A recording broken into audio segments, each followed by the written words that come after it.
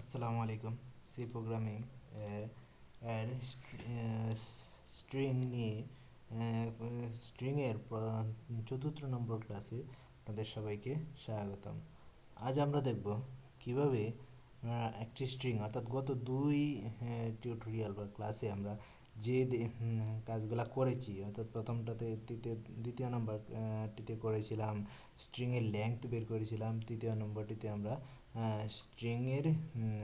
স্ট্রিংকে উল্টাভাবে প্রদর্শন করেছিলাম। এখন এই টিউটোরিয়ালটিতে আমরা করব কিভাবে গত দুটি প্রোগ্রামকে একত্রিত করব, অর্থাৎ কিভাবে স্ট্রিংয়ের লেংথ বের করে তারপর সেই স্ট্রিংটিকে আবার উল্টাভাবে প্রদর্শন করা যায়। এটি করব, এটি খুব সহজ বিষয়, এটি আপনিও পারবেন। তো কোড শুরু করি আমরা। ক্যারেক্টার সিএচ লেংথ দিলাম আমরা, ইন্টিজার আই, তারপরে আই লেংথ, তারপর গেটস আমরা ইনপুট নিলাম কাকে, সি কে স্ট্রিং ইনপুট নিলাম, তারপর ফর লুপ চালাবা, ফর লুপ আই 0 থেকে শুরু করব আমরা, C I is not equal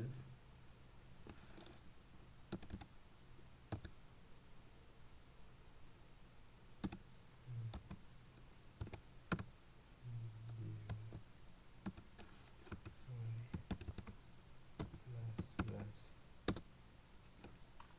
এখানে ফর হচ্ছে ফর একটি লুপ, এটাকে আমরা সি আইকে, আইটি একটি ভেরিয়েবল, এই ভেরিয়েবলটাকে জিরোতে আমরা ইনিশিয়াল করলাম।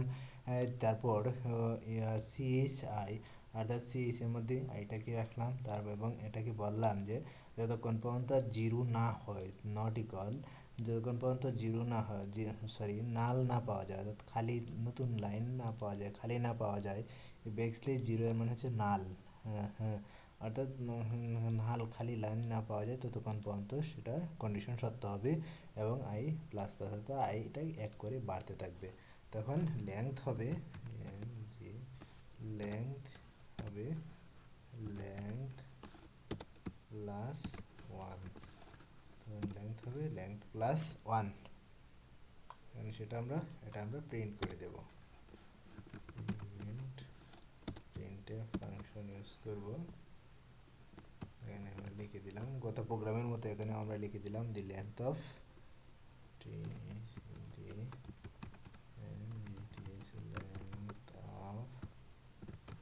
percent s is percent d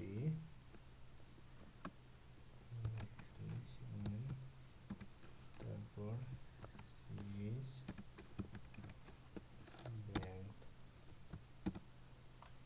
এ হচ্ছে আমাদের একটা প্রোগ্রাম, এটাকে আমরা রান করে দেখি।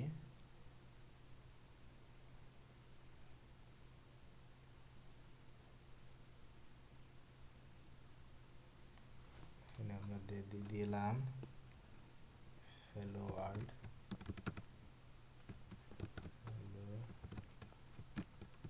Hello world. এখানে 1.50 দেখাচ্ছে, তার একটা কারণ হচ্ছে ঠিক আছে, এখন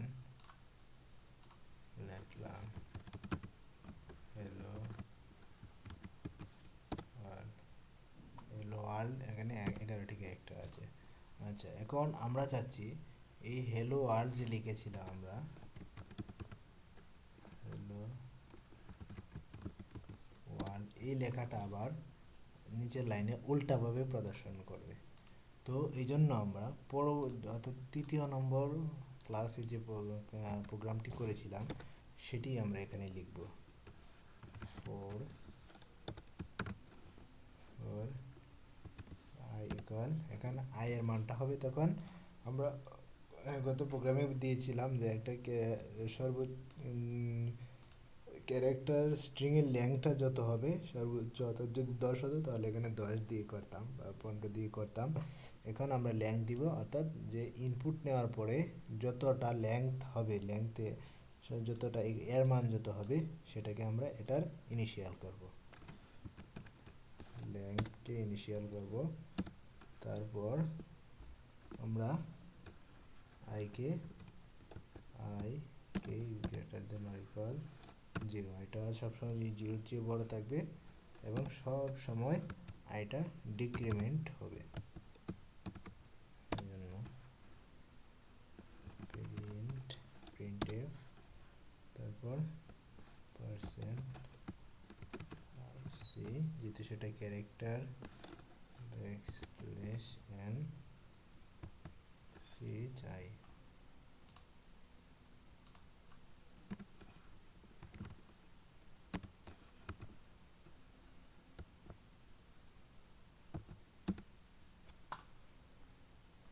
এখন আমরা প্রোগ্রামটা কম্পাইল করি এবং রান করি।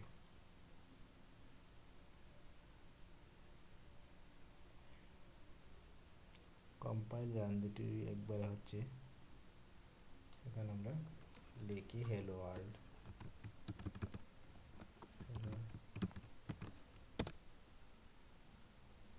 Hello world.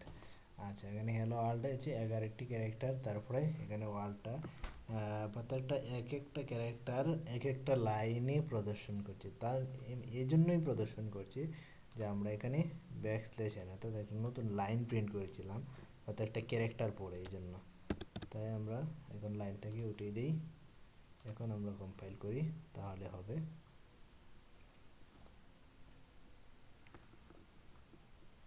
এখানে আমরা লিখি হ্যালো ওয়ার্ল্ড।